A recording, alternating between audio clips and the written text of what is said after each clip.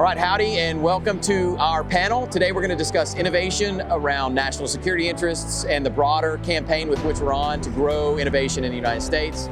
And I'm super pleased to be joined today by Ross Guieb and Martin Salinas. And both Ross and Martin will talk to us about their roles in the Bush Combat Development Complex, as well as Martin's role in the AFWorks. And so let's just start off by Martin. Give us a little bit overview about AFWorks, what its purpose is. Yeah. Understand it's all about driving innovation inside the AFRL and the more broad Air Force. But talk to us about what you do and a little bit more about that whole role. Yeah, so I found my way through AFWorks from a small program called Agility Prime, which really looked to kind of find that leading edge capability out there that maybe we were missing. One was the electrification of aviation. But AFWorks itself had stood up around that 2017, 2018 timeframe because the Air Force had recognized that perhaps we've lost touch with innovation and innovation culture. And so AFWorks was sent forward to kind of build that internal culture of innovation within the Air Force, try to find ways that in the acquisitions process we could go a little bit faster. And one of the tools we use, not a completely unique tool, but we do have a lot of small business innovation and research funds that we get after this capability. Again, we've been using that SBIR money since the early 80s, so nothing necessarily new there. But the way they were getting after it was going after very specific topics, which is important, and we still do that. And one of the things we wanted to try to experiment with, instead of really looking at the exploitation of technology, let's look for the exploration of capability for perhaps novel solutions that we've never thought of before, capture those things that we would have ordinarily missed, and find ways that we could rapidly bring that capability into the Air Force. Furthermore, again, from that culture perspective, we look into that's the external position, and then there's an internal way that we want to look for our airman and guardian innovation, our entrepreneurs within the Air Force, make sure that we can empower them, fund their ideas in some ways, and also help bring their ideas into the Air Force as an operational capability. So looking at both sides. And then the third one, which is really a humongous growth area, the one I kind of alluded to with Agility Prime, is our Prime Transition Program. And that really looks to how do we accelerate, partner with our own labs, our own testers, acquirers, and operators in order to move that technology faster. A ton of growth there. We started out with what I mentioned, Agility Prime. We just launched last week Autonomy Prime, and we have SpaceWorks also on the space side. So we really have one works, or one service, two works, and just really looking continuously forward to iterate better how we're getting after this and looking for more capabilities and opportunity. That's great. So Ross, there's certainly alignment with what you do at the BCDC absolutely. Around collaboration, demonstration, high-tech testing. That's right. Talk about a little bit more about BCDC and your role there. Yeah. So one of the things that we learned from AFWorks, I say we, if I take it back a little bit, is we saw how they were moving the needle in delivering capability to the Air Force. And then the Army created this thing called Army Futures Command in 2018. Not really to model that, but really the idea behind that. How do we get from the lab or the innovators to the operators as quickly as possible, right? We wanted to really turn that model upside down because for so many years we've been focused on Iraq and Afghanistan, and our government and our military leadership has really given us the tools to do that, right? As an operator, pilot, he got that. As an operator on the ground, I got that, and I'm grateful for that. But at some point, you have to move the needle in different ways. And Army Futures Command stood up. One of the areas that they were really focused on was integrated hypersonics, which is things that go, projectiles that go Mach 5 or faster. Integrated being laser diagnostics, directed energy. So really complex, really hard problems in hypersonics, right? And then the second part is integrated autonomy. So what is the future warfare going to look like? How are we going to communicate manned, unmanned, ground, air, air, ground in a degraded environment? How are we going to do that? Well, Texas A&M said, we can help you do that. We've been working on these things for years. And not only can we do that, but we want to build these facilities to match the people and the workforce that we can provide the Department of Defense. So the value proposition was, we know you have a complex problem. We will help solve those problems, and we can do it in a bigger way than anybody in the United States could do it from an academic position. Talk to me about when you hear words like innovation, the importance of speed to market and things maybe that you're doing to address speed to market and making, because right, in an academic world, we see a lot of stuff come out, but it's sometimes slow and qualification can take 10, sometimes 15 years to get in the market. Absolutely. How are you thinking about that? I mean, it's definitely on our mind. You know, we have this standard acquisition process, which is still a great process. I mean, it is what it is. There's exquisite capability that comes through it, but we also recognize the fact that relevance is equal to speed, right? And innovation is innovation, but if it's no longer relevant, is it really innovation, right? Yeah. So we really want to get after that. We do recognize, though, that there are barriers and there are challenges out there. I think adoption is one of the biggest ones. You know, the other thing we're looking at is also not having stovepipes of capability. You know, Ross mentioned the Army.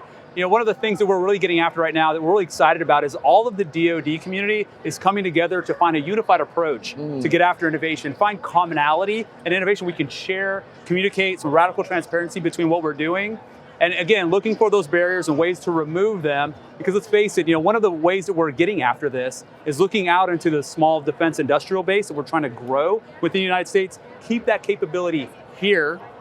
And it also brings up another interesting question too, is how do we scale that capability with the United States? How do we bring that manufacturing here to support our ability to transition and move that technology forward? Yeah.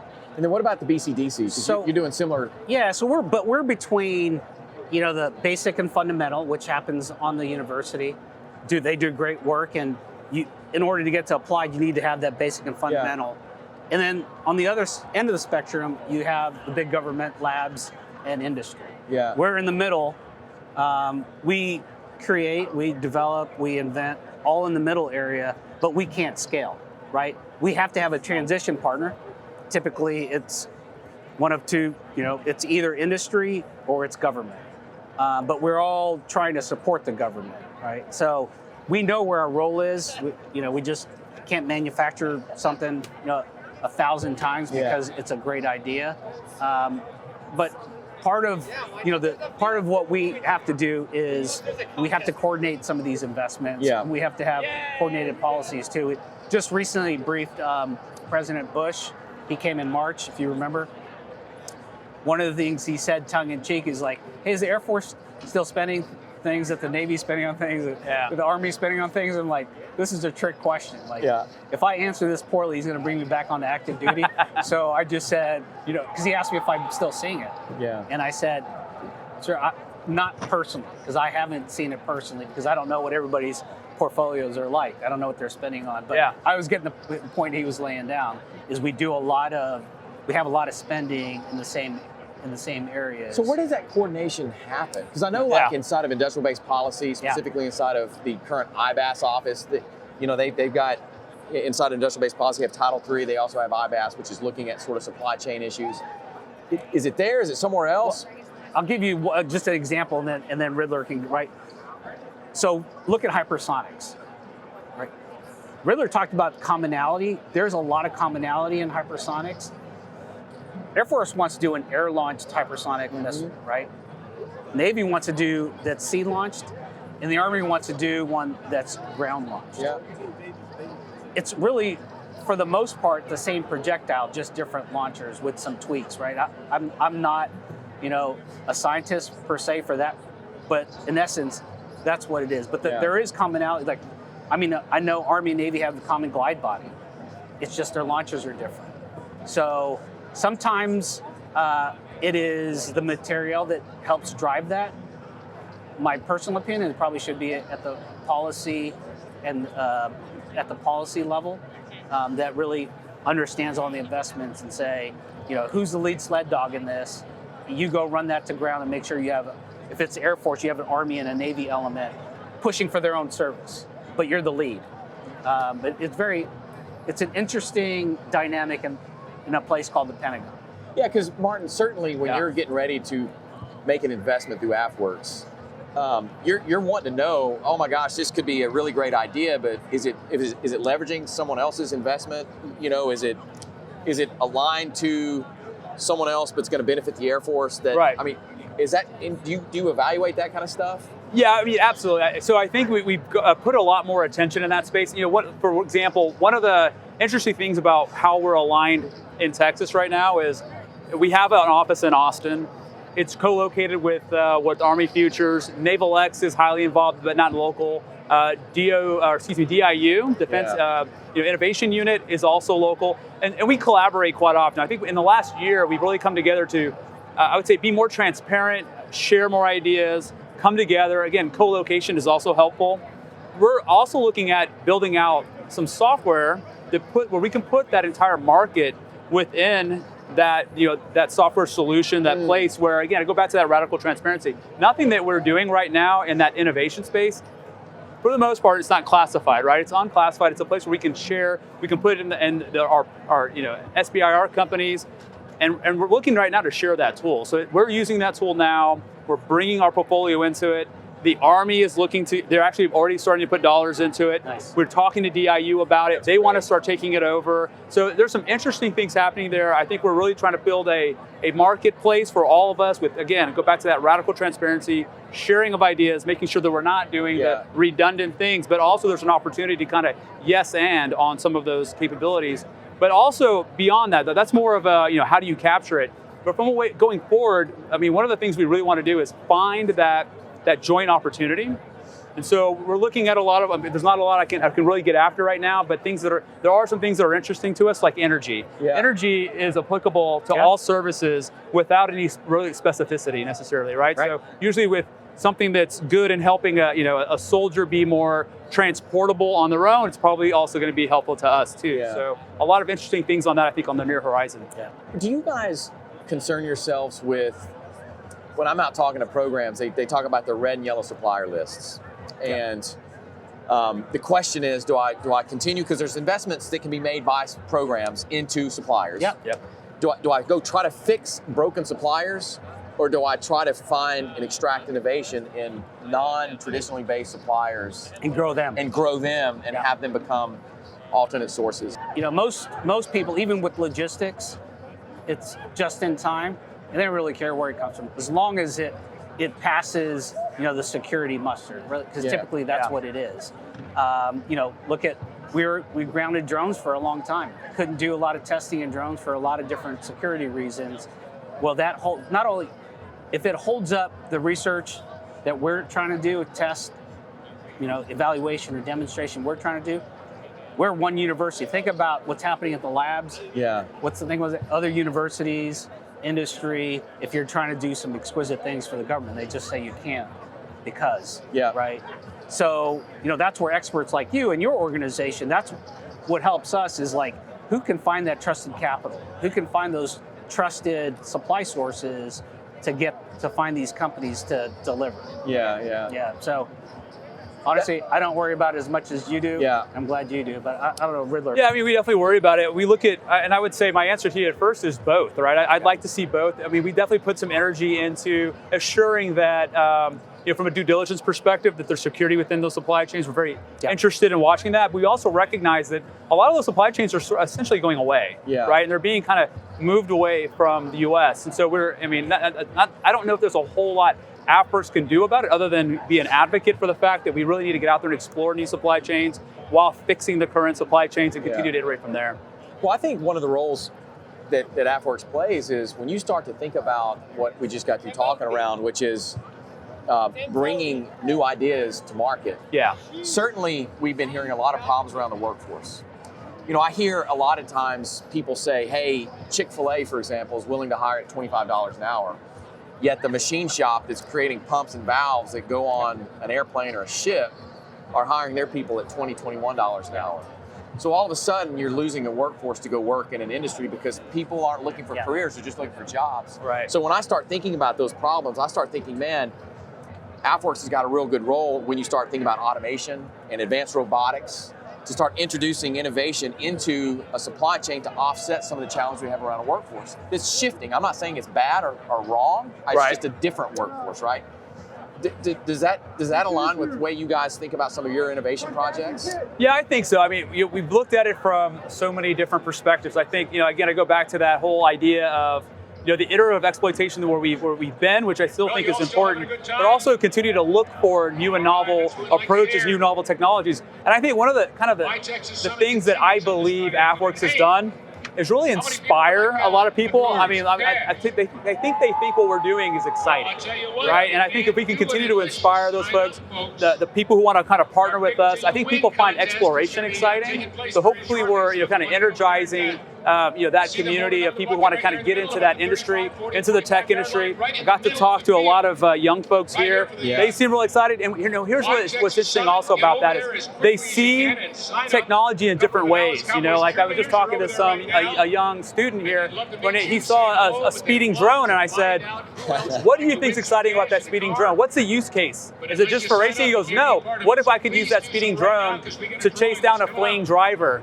And I said, I was like, that is super interesting. That, how much energy does that speeding drone have? And he kind of stopped and looked at me. Yeah. So I think that idea where I really do believe the young folks coming up through the university systems, I think we can keep inspiring them to look at these problems and actually want to get out there and solve them. So I do have some hope there. Yeah, we talk a lot about disciples and diplomats and the importance of having disciples and diplomats advocating for innovation and not being afraid to work inside of very complex government labs, super sophisticated R1 universities, but also introduce this technology to the young kids, right? Yeah, absolutely. One of the things I would say is that in these areas where it's exquisite work, artisan work, like nuclear welding and the things that you're talking about with these valves, there has to be consistent funding. The government needs to figure that out, because when that runs dry and we don't need to do those nuclear welds, they have to go and work someplace else. Yeah. We did a workforce study to see where we were with readiness. In a lot of the areas that we had the poorest results, so this is when I was in OSD, was when you go to these depots and all those artisans left because there was no work for a long time. You lose your core competencies, don't you? And guess what? You can't just find somebody off the street to do nuclear welding. You got to recruit him. You got to, he becomes a trainee, a journeyman, and then he's ready to go. That could be 4 or 5 years. What makes you most excited about what the BCDC is bringing to the table in the conversation of innovation, national security, manufacturing in the United States, and maybe a key takeaway in terms of a priority that you could share with the group? Yeah, I would say I'm excited about the national security research ecosystem that's being built in and around Texas A&M, but really in and around Texas, right? Yeah. You've got this research kind of triangle that not only is about research, but has the other components to, funding innovation. That, you got the money, you got the wherewithal of new companies that want to get there, and then you have the tier 1 research folks that want to participate in national security research. I'm excited about that. I'm excited that our university and our leadership is willing to be and to operate in that space, because many people don't. Yeah. So really happy that we can continue to serve those that serve us.